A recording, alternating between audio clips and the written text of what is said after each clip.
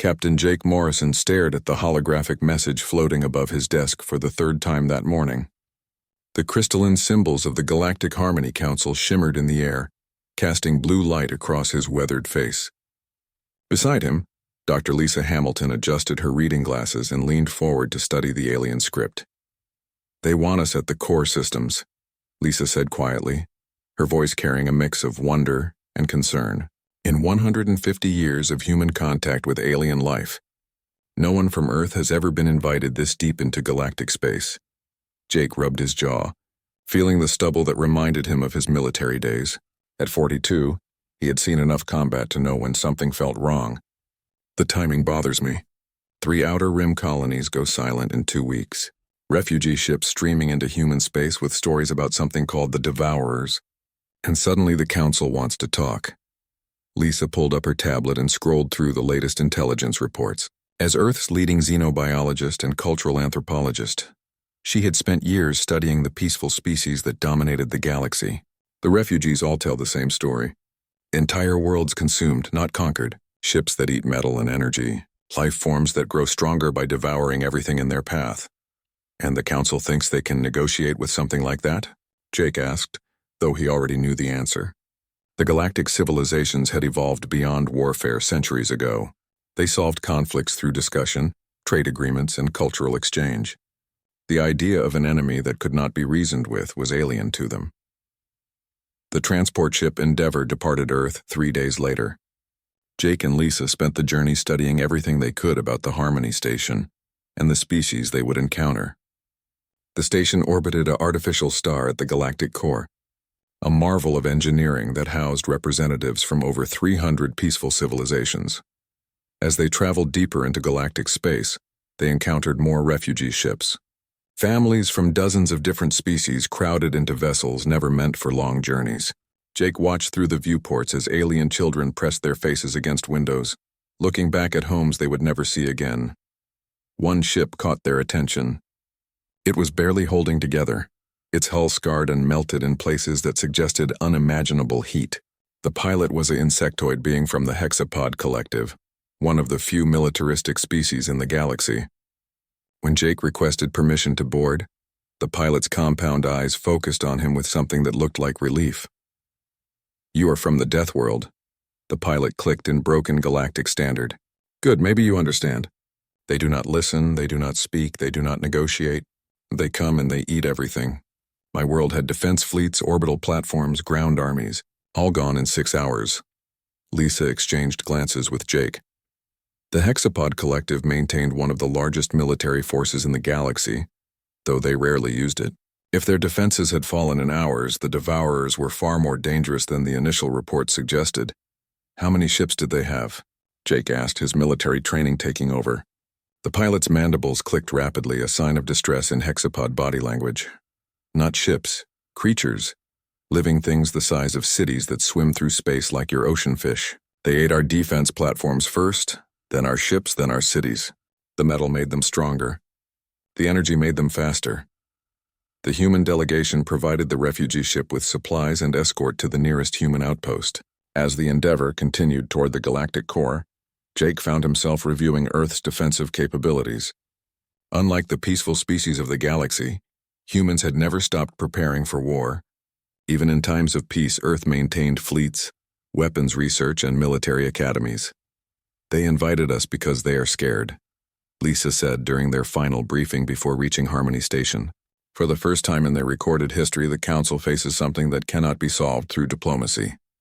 Jake nodded, studying the tactical reports. "They invited us because we are from a death world.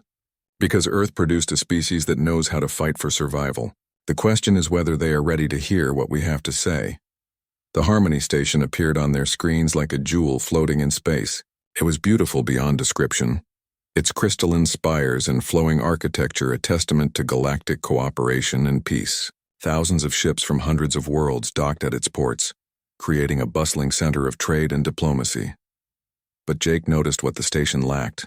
No defensive platforms surrounded it. No patrol ships guarded its approaches. No shields protected its delicate structures. The entire station was a monument to the belief that the galaxy was a safe and peaceful place. "It is magnificent," Lisa whispered as they docked, and completely defenseless. Their escort met them at the airlock. Commander Vex Thule of the Hexapod Collective stood over 2 meters tall, his chitinous armor gleaming under the station's soft lights. Unlike the refugee pilot they had met, this hexapod moved with military precision and showed no signs of fear. "Humans," he clicked in perfect galactic standard. "I have heard of your species. You come from a world that breeds warriors. The Council hopes you might offer perspective on this devourer threat." Jake extended his hand in the human gesture of greeting, watching as the alien warrior studied the movement before carefully extending one clawed appendage to touch his palm. "We are honored by the invitation, Commander, though I suspect we may not be what the Council expects." Vex Thule's compound eyes glittered with what might have been amusement. Perhaps that is exactly what they need. As they walked through the station's corridors, Jake and Lisa marveled at the diversity of life around them. Gaseous beings floated in containment fields, crystal entities that sang in harmonic frequencies, plant-like creatures that moved with the grace of dancers. All of them radiated an aura of peace and contentment that was alien to human experience. "They have never known real threat," Lisa observed quietly. "Look at their body language, their movements. These are species that have evolved beyond the need for vigilance." Jake noted the same thing. Every human who entered this place would instinctively catalog exits, potential weapons, defensive positions. These aliens moved through their environment with complete trust that nothing would harm them. It was both beautiful and terrifying. "The Council chambers are ahead," Vex Thule informed them. "High Arbiter Zenthka has called for emergency session. Representatives from all major civilizations will attend. You should know that many are concerned about your presence here." "Concerned how?" Lisa asked, though she suspected she already knew. "They fear you," the commander stated simply. "Earth is classified as a death world, a planet so hostile that it breeds unnaturally dangerous life forms. Many council members believe that inviting humans here was a mistake." Jake felt a familiar weight settle on his shoulders. Throughout human history, his species had been seen as dangerous, unpredictable, violent. Even among the stars, that reputation followed them. "And what do you think, Commander?" Vex Thule paused before the massive doors of the council chambers. Beyond them, they could hear the soft sounds of hundreds of alien voices discussing the crisis in dozens of different languages. "I think," he clicked slowly, "that sometimes the galaxy needs dangerous things to protect it from even more dangerous things." The doors opened with a whisper of displaced air, revealing the most magnificent sight either human had ever witnessed. The council chambers stretched out before them like the inside of a vast sphere, with platforms and alcoves arranged in perfect harmony. Hundreds of alien beings floated, perched or rested on structures designed for their specific physiologies. At the center of it all, High Arbiter Zenthka hung suspended in a framework of living crystal. The being was beautiful in an otherworldly way, its translucent form pulsing with soft light that seemed to respond to its emotions. When it spoke, its voice resonated through the chamber like distant music. "Welcome, representatives of Earth," the High Arbiter sang. "We gather in these dark times to seek wisdom and solutions to a threat unlike any our civilization has faced. Your species brings perspective from a world that knows struggle and conflict. We hope you will share your knowledge with us." Jake and Lisa took their places on the platform designated for them, feeling the weight of hundreds of alien gazes. Many of those gazes held fear, others curiosity, and a few showed something that might have been hope. As the High Arbiter began to outline the current crisis, both humans realized they were about to witness something unprecedented in galactic history. For the first time in millennia, the peaceful species of the galaxy were about to learn what it meant to face an enemy that could not be reasoned with, negotiated with, or understood, and they were looking to the dangerous species from the death world to show them how to survive. The first hour of the council session passed like a strange dream. Jake Morrison had attended military briefings where generals discussed the movement of armies and the deployment of weapons capable of destroying cities. He had sat through diplomatic meetings where the fate of colonies hung on carefully chosen words. But nothing had prepared him for this. Ambassador Kill 9, a gaseous being from the Nebula Confederation, floated in his containment field and spoke in harmonics that the translation matrix rendered as flowing poetry. The approaching entities represent a philosophical challenge to our understanding of existence. Perhaps they consume matter and energy because they lack the spiritual enlightenment to find sustenance in peaceful contemplation. Lisa Hamilton gripped the edge of her platform, fighting the urge to interrupt. As a scientist, she understood the value of theoretical discussion, but the refugee ships they had encountered told a different story. The Devourers were not lacking spiritual enlightenment. They were apex predators operating on a galactic scale. "We propose a cultural exchange mission," continued another representative, this one a plant-like entity whose leaves rustled with each word. "If we can understand their motivations, their social structure, their artistic expressions, we might find common ground for peaceful coexistence." Jake felt something cold settle in his stomach. These beings were discussing the total annihilation of entire worlds as if it were a minor cultural misunderstanding. He glanced at Commander Vexthul, who remained motionless on his own platform. Even the warrior species seemed paralyzed by the Council's approach. High Arbiter Zenthka pulsed with gentle light as he responded to each suggestion. "These are thoughtful proposals. We must also consider economic incentives. Perhaps the entities consume worlds because they lack access to proper trade networks. We could offer them resource-sharing agreements." A crystalline being chimed in with musical tones. "Education programs might be effective. If we could teach them sustainable harvesting techniques, they might learn to take only what they need rather than consuming entire ecosystems." Lisa leaned toward Jake and whispered, "They are talking about creatures that eat planets like a human might eat an apple, and they want to offer them college courses." Her voice carried a mix of disbelief and growing frustration. The debate continued for another hour. Each species offered solutions based on their own peaceful nature. Meditation techniques to calm aggressive tendencies, art therapy to channel destructive impulses into creative expression, diplomatic immunity to encourage the Devourers to participate in galactic government. Then the emergency alert sounded. The chamber fell silent as a holographic display materialized at the center of the sphere. The image showed a star system on the outer rim, its 4 worlds orbiting a yellow sun not unlike Earth's. As they watched, massive shadows moved across the display. "This is happening now," announced a mechanical voice from the station's communication array. "The Thanos system, population of 12 billion, 4 inhabited worlds, 3 space stations, mining operations throughout the asteroid belt." The shadows resolved into shapes that defied easy description. They were organic, flowing like enormous sea creatures swimming through the vacuum of space, but they were vast beyond comprehension, some larger than moons. They moved with purpose toward the innermost planet. Jake watched in horror as the first creature reached the planet's atmosphere. Instead of landing or descending, it began to feed. The planet's surface changed color as atmosphere, water, and land were consumed. The creature grew larger, its movements becoming faster and more coordinated. "The defense fleets are engaging," the voice reported. Tiny specks of light appeared around the creatures, representing warships armed with the most advanced weapons the peaceful civilizations could create. Energy beams and projectile weapons struck the Devourers with no apparent effect. Within minutes, the weapons fire stopped. The defense fleets were gone, consumed along with everything else. The creatures moved to the second planet, then the third. Each world they devoured made them larger and faster. By the time they reached the 4th planet, they moved like living lightning through space. The entire process took 6 hours.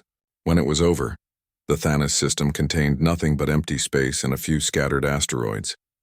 12 billion lives, 4 worlds, and countless generations of civilization had been erased as if they had never existed.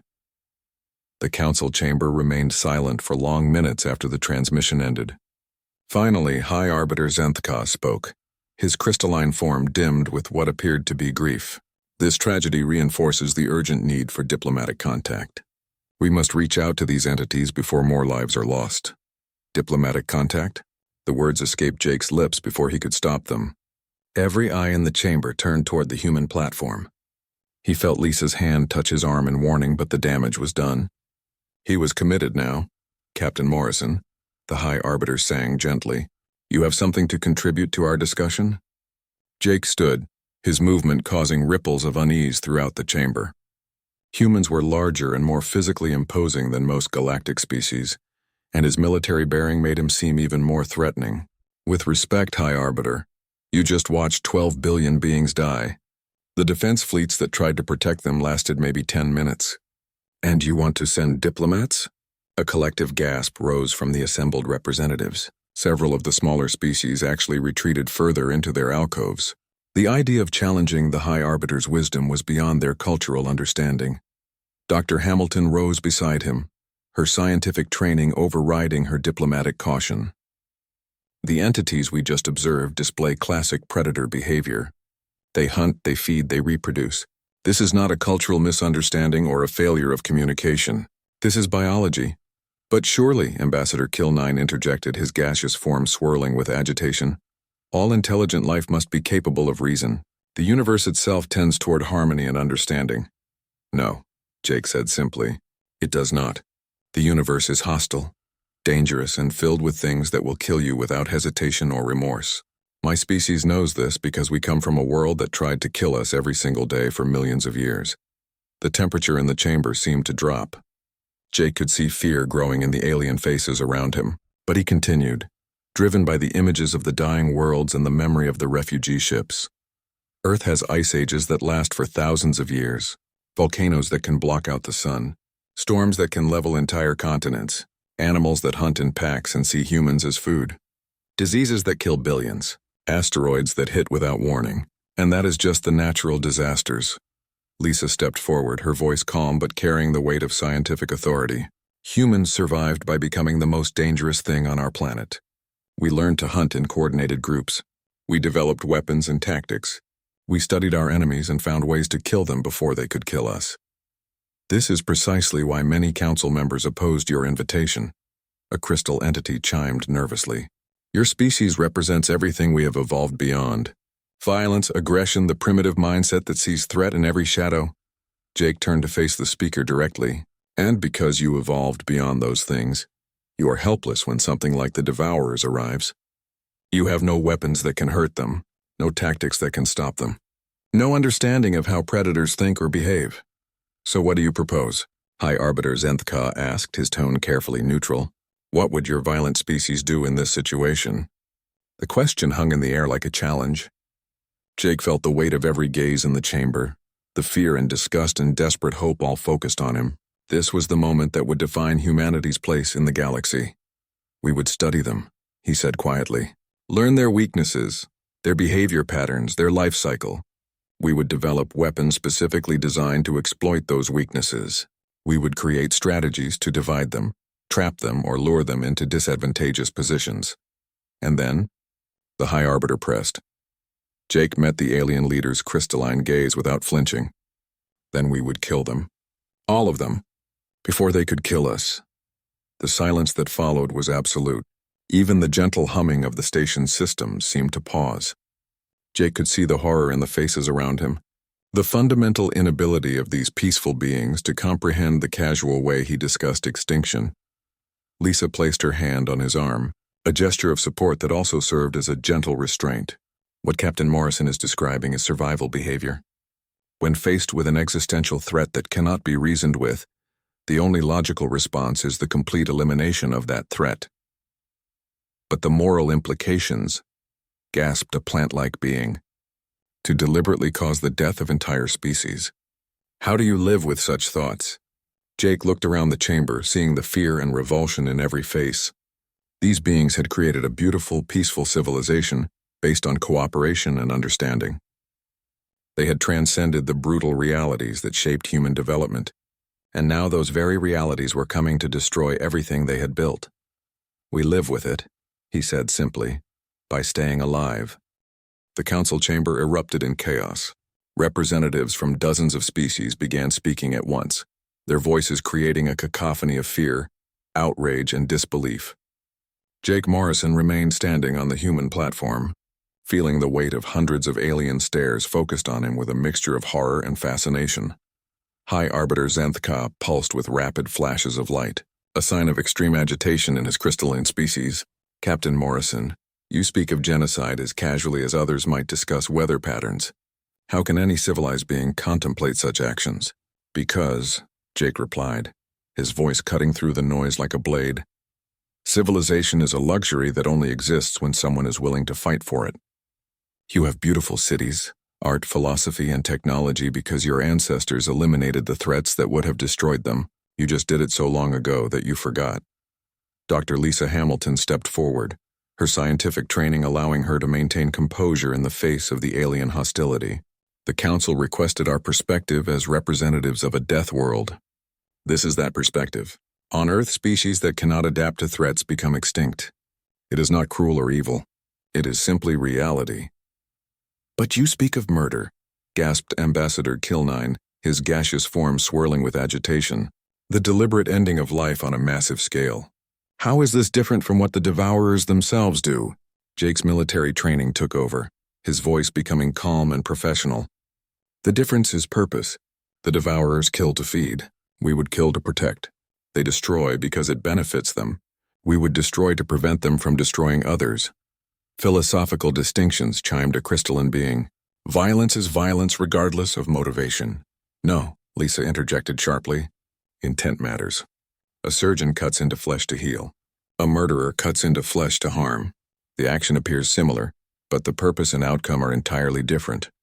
Commander Vex Thule, who had remained silent throughout the debate, finally spoke. His clicking voice carried the authority of a warrior species that had earned respect through strength. The humans speak truth. My people know war, though we have not fought in generations. But we remember. When predators come, you do not negotiate. You do not educate. You fight or you die. The chamber fell silent at his words. The Hexapod Collective was one of the few militaristic species in the Council, and their endorsement of human thinking sent ripples of fear through the peaceful representatives. You would have us become like them, accused a plant-like delegate, its leaves rustling with emotion. You would corrupt our civilization with thoughts of violence and death. Jake shook his head. We would have you survive. Your civilization, your art, your philosophy, your peaceful way of life, all of it will disappear if the Devourers are not stopped. They do not care about your moral superiority. They see you as food. But what you propose would make us no better than barbarians, protested another delegate. We would lose our souls in the process of saving our bodies. You would not have to do anything, Lisa said quietly. That is what Captain Morrison and I are trying to tell you. Humanity has already prepared for this threat. The silence that followed was different from before. Where there had been outrage and fear, now there was something approaching terror. High Arbiter Zenthka's crystalline form dimmed to barely a whisper of light. Prepared how? He asked. Though his tone suggested he was not sure he wanted to know the answer, Jake exchanged a glance with Lisa, seeing his own grim determination reflected in her eyes. They had reached the point of no return. Earth has been monitoring the Devourer advance since the first reports reached human space 2 months ago.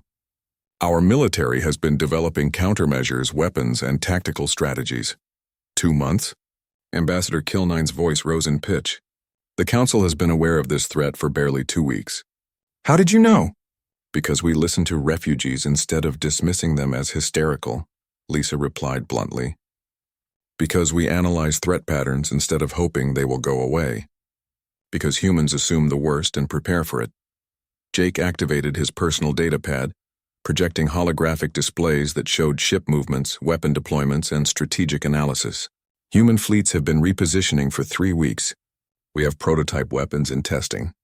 Evacuation routes have been planned for civilian populations. The data stream showed a level of military preparation that shocked the peaceful species. Thousands of warships, weapons capable of cracking moons, defensive networks that spanned multiple star systems. It was the infrastructure of a civilization that had never stopped preparing for war.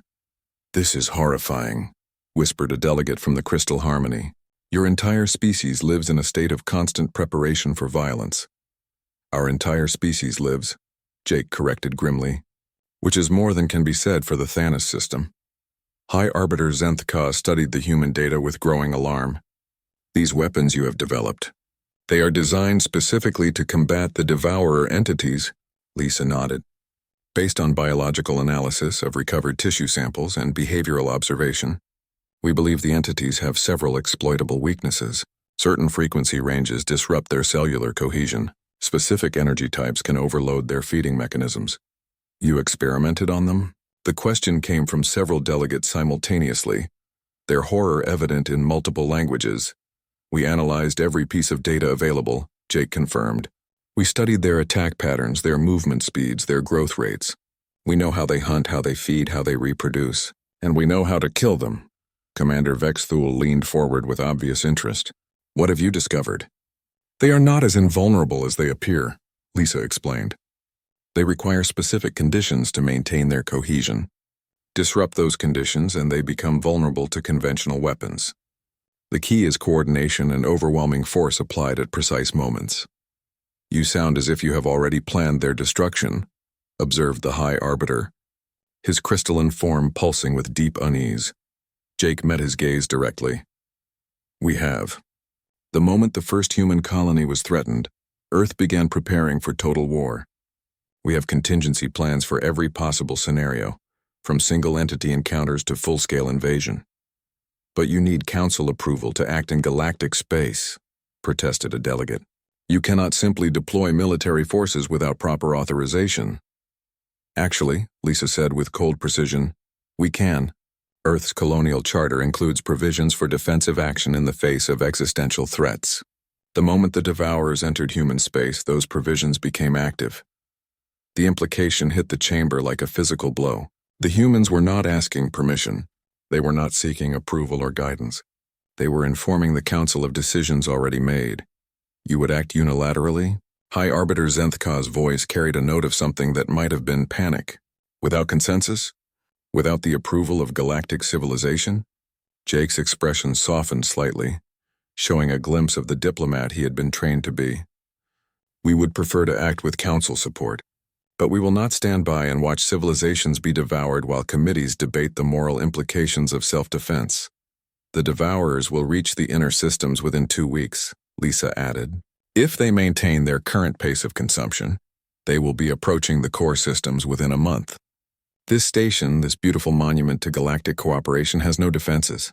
It would be consumed in hours. The chamber erupted again, but this time the chaos was different. Where before there had been moral outrage, now there was raw fear.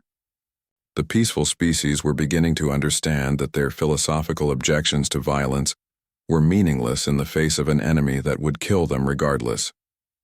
Commander Vexthul stood, his imposing form commanding attention. The humans offer to fight our battles for us. They offer to stain their souls with violence so that ours may remain clean. This is not conquest or aggression. This is sacrifice. Or it is manipulation, accused a crystalline delegate. Perhaps the humans seek to use this crisis to establish themselves as galactic protectors. Perhaps this entire situation serves their expansionist goals. Jake turned to face the accuser, his expression showing a weariness that seemed to age him years and seconds. What would we gain? Burned worlds? Empty space? The gratitude of species that fear and despise us? We already have everything we need in human space. We ask for nothing except the chance to prevent genocide.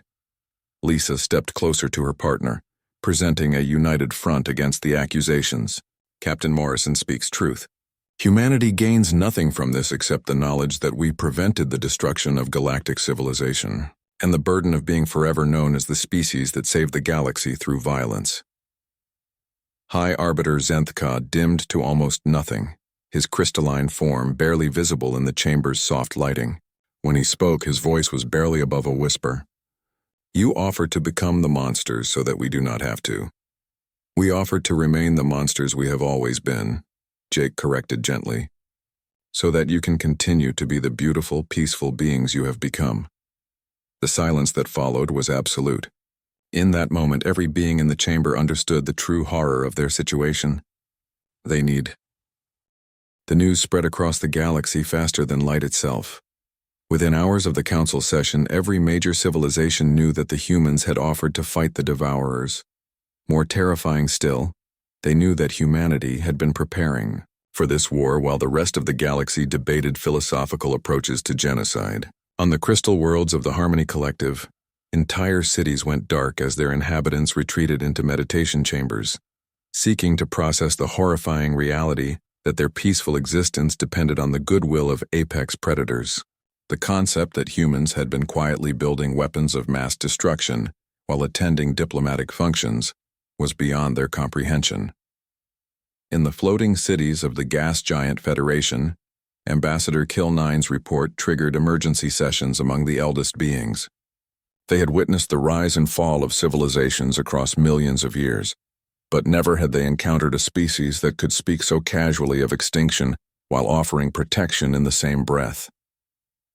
Dr. Lisa Hamilton sat in her temporary quarters aboard Harmony Station, watching the galactic news feeds with a mixture of fascination and concern. Every major network was running analysis pieces about humanity, and what they were discovering terrified them. Research teams were diving into human history, uncovering layer after layer of warfare, survival, and technological advancement driven by conflict. "Captain Morrison," she called to her companion who was studying tactical displays on his personal terminal. "You need to see this. They have discovered our history." Jake looked up from his analysis of devourer movement patterns and focused on the news display. An alien historian, its tentacled form writhing with obvious distress, was explaining human warfare to a horrified audience. "In just the past 1,000 years," the historian warbled, "humans have engaged in over 1,500 major conflicts. They have developed weapons capable of destroying their entire planet multiple times over. They have created military doctrines for fighting in space, underwater, underground, and in dimensions that most species cannot even perceive." The display shifted to show human military equipment, warships designed not for exploration or trade, but specifically for destroying other ships. Weapons that could crack planetary crusts. Defensive systems that could turn entire star systems into killing fields. It was the technological evolution of a species that had never stopped expecting to fight for its survival. "Look at this," the historian continued, bringing up images of human soldiers.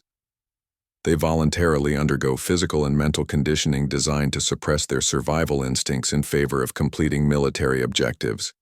They train to fight even when outnumbered, outgunned, and facing certain death." Jake winced at the analysis. Seen through alien eyes, human military culture appeared absolutely barbaric. The commentators spoke of human soldiers with the same tone they might use to describe particularly vicious, predatory animals. Lisa changed the channel, finding another network that was analyzing human psychology.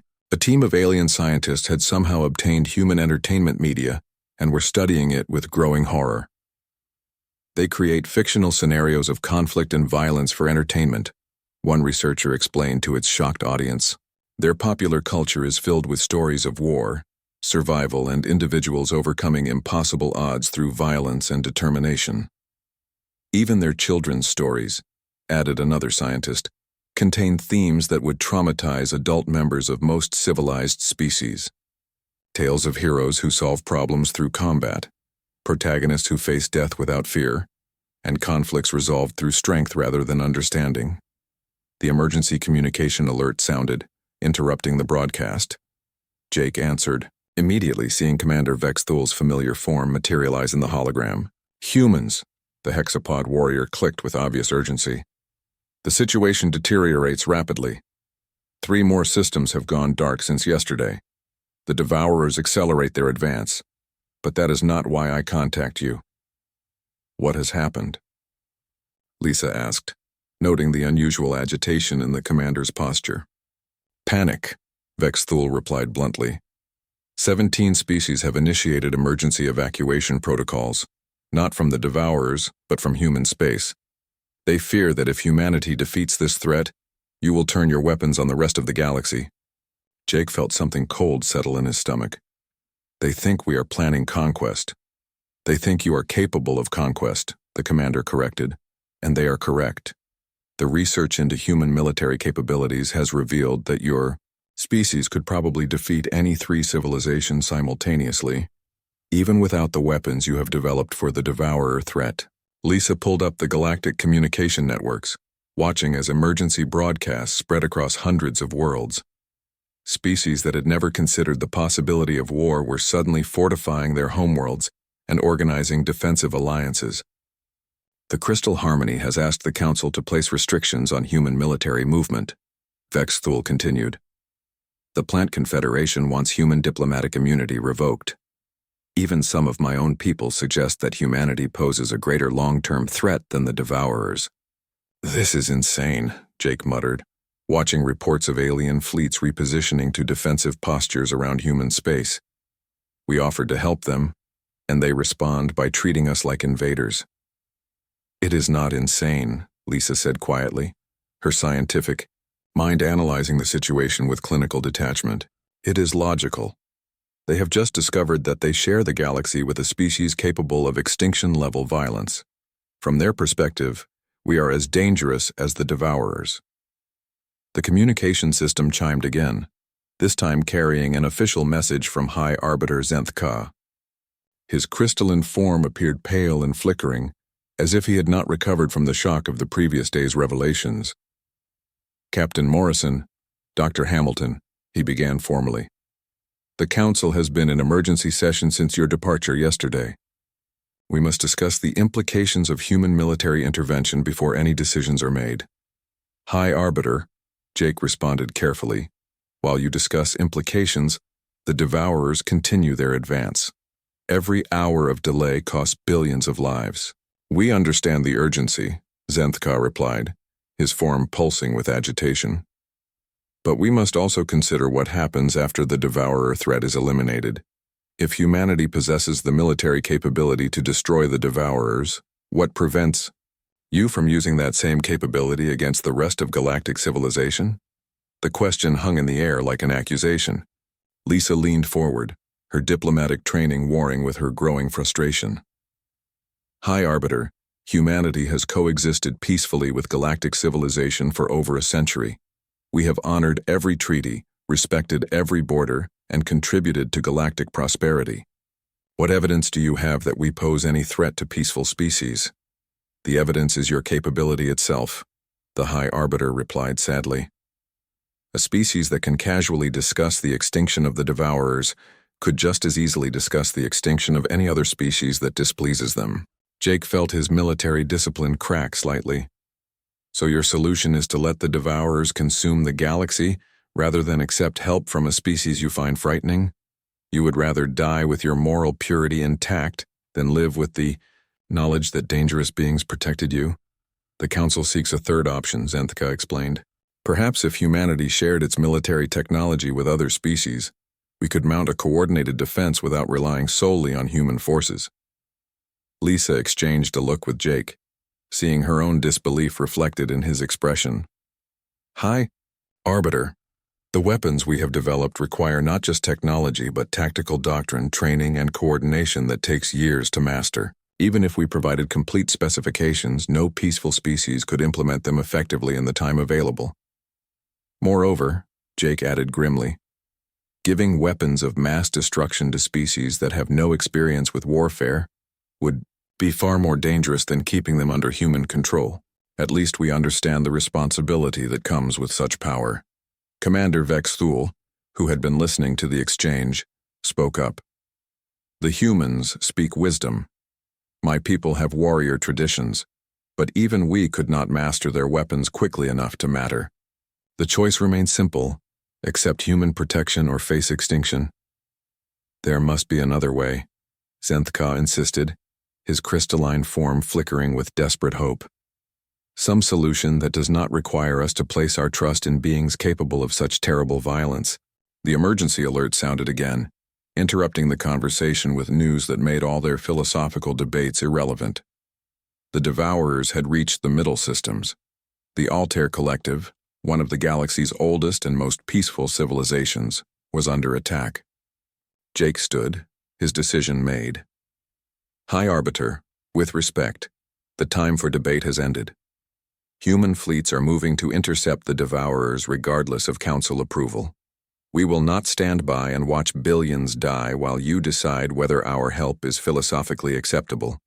Captain Morrison, Zenth Ka began, but Jake cut him off. The galaxy wanted to know what humanity would do in this situation. Now you know. We fight. We win. We protect those who cannot protect themselves. And if that terrifies you more than the prospect of extinction. The first human warships emerged from hyperspace at the edge of the Altair system, like predators materializing from the darkness. Captain Jake Morrison watched from the bridge of the command vessel, Retribution, as his fleet took defensive positions around the besieged worlds. The sight that greeted them was both magnificent and terrifying. Dozens of Devourer entities swarmed through the system, their massive forms dwarfing even the largest human dreadnoughts. They moved with purposeful hunger, consuming everything in their path: planetary defense platforms, civilian ships, even the metallic debris of destroyed vessels disappeared into their shifting forms. "All ships, this is Morrison." Jake broadcast on the command frequency. "You know the drill. Target the feeding appendages first, disrupt their cohesion fields, then concentrate fire on the core masses. No heroics, no individual glory. We fight as one or we die as fools." Dr. Lisa Hamilton, monitoring the engagement from Harmony Station, watched the tactical displays with clinical fascination. The human fleet moved with a coordination that was alien to galactic military doctrine. Every ship knew its role. Every weapon system had a specific target.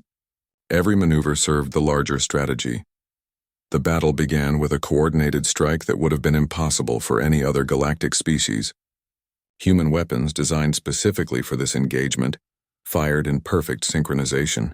Energy beams tuned to disrupt Devourer cellular structure struck simultaneously across multiple targets. For the first time since their rampage began, the Devourers recoiled.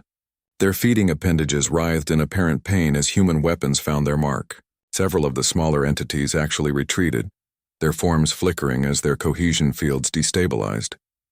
But the victory came at a cost. 3 human destroyers were caught by a massive Devourer that had been feigning damage. Their brave crews bought precious seconds for the fleet to reposition. But those seconds cost over 2,000 lives. "Target the big one," Jake ordered, his voice carrying the cold fury of a man who had lost too many good people to count. "All heavy units concentrate fire. Make it hurt." The human dreadnoughts unleashed weapons that had never been tested in combat. Quantum disruption cannons tore holes in space itself. Gravitational lance arrays twisted the fabric of reality. Molecular dissolution beams reduced matter to component atoms. The massive Devourer entity convulsed as the combined firepower struck its core mass. For a moment it seemed invulnerable, its form absorbing the incredible energies being directed at it. Then, with a flash of light that could be seen across the system, it simply ceased to exist. The remaining Devourers, seeing one of their largest destroyed, began to retreat. But Jake was not about to let them escape to threaten other worlds. "All units, pursuit formation. We follow them back to whatever hole they crawled out of, and we make sure they never crawl out again." The hunt lasted 6 hours and stretched across 3 star systems.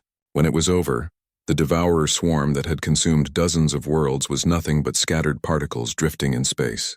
But the cost to humanity had been severe. 12 ships lost, over 8,000 crew members dead or missing.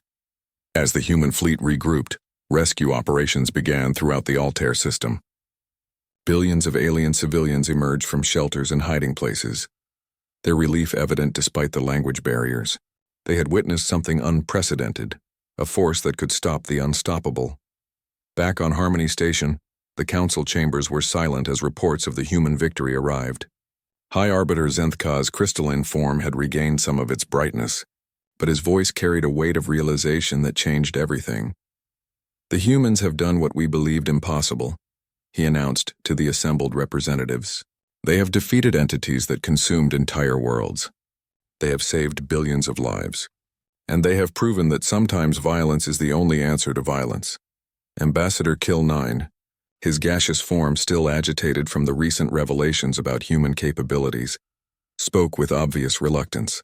"The philosophical implications are staggering. If beings like the Devourers exist, then perhaps our peaceful evolution has been possible only because we have been fortunate enough to avoid them." Commander Vex Thule, the only representative who had supported the humans from the beginning, stood with obvious satisfaction. "The galaxy has learned an important lesson today. Peace is not a natural state. Peace is something that must be protected, sometimes by those willing to be violent on its behalf." When Jake and Lisa returned to the station 3 days later, they found a galaxy transformed. The fear was still there, perhaps stronger than before.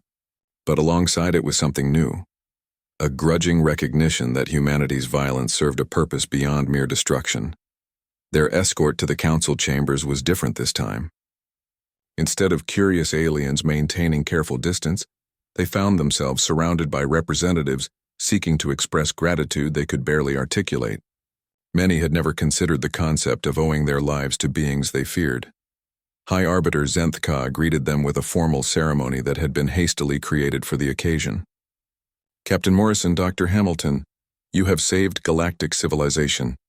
The Council has voted to offer humanity a permanent position in galactic governance, with full authority over matters of defense and security.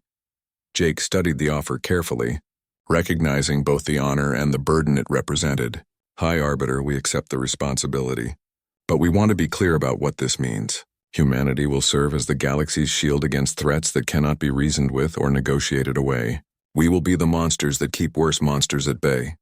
We understand, the High Arbiter replied, his form pulsing with resigned acceptance.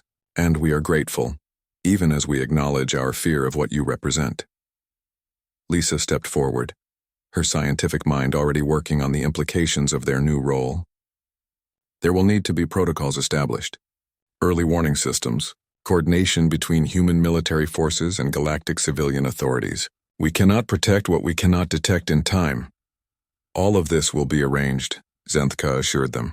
The galaxy recognizes that our survival may depend on maintaining capabilities we find morally repugnant. It is a contradiction we must learn to live with. Over the following weeks, the new reality settled into place. Human military bases appeared throughout galactic space, their stark utilitarian design contrasting sharply with the flowing architecture preferred by peaceful species.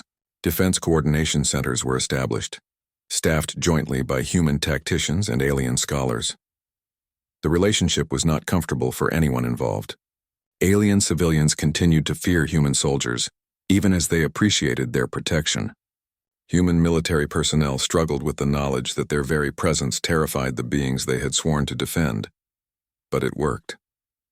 When probe ships detected devourer entities approaching the outer rim 6 months later, human fleets were in position within hours.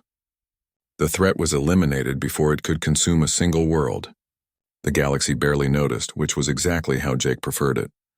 A year after the crisis, Jake and Lisa walked through the peaceful corridors of Harmony Station, noting how different their reception had become. Aliens still stepped aside when they approached, but the fear was now mixed with respectful acknowledgement. Children of various species watched them with curiosity rather than terror. "Do you think we did the right thing?" Lisa asked as they paused before a viewing window that showed the beautiful vista of galactic space beyond. Jake considered the question carefully. "We saved trillions of lives and preserved a civilization based on peace and cooperation. But we also changed humanity's place in the galaxy forever. We are no longer the newcomers seeking acceptance. We are the guardians that everyone needs but no one wants to think about." "The burden of being necessary but feared," Lisa mused. "I suppose there are worse fates." Commander Vex Thule approached them, his martial bearing unchanged despite the peaceful setting. "Humans. The perimeter sensors have detected something interesting at the galactic edge. Not devourers, but something else. Something that does not respond to communication attempts." Jake felt the familiar weight of responsibility settle on his shoulders. How big? Unknown. But it moves with purpose toward inhabited space. The Council requests human evaluation of the threat level. Lisa exchanged a glance with Jake, seeing her own resignation reflected in his eyes. Their war against the Devourers had ended, but their role as the galaxy's protectors was just beginning. There would always be another threat, another crisis that required the violent solutions only humanity could provide. "Understood, Commander," Jake replied. "We will investigate and respond as necessary." As they prepared to leave the station once again, Jake reflected on how much had changed since their first invitation to the Council. They had arrived as representatives of a barely tolerated species from a death world. They were departing as the acknowledged guardians of galactic civilization. The peaceful species of the galaxy could continue their philosophical debates, their artistic endeavors, their cultural exchanges.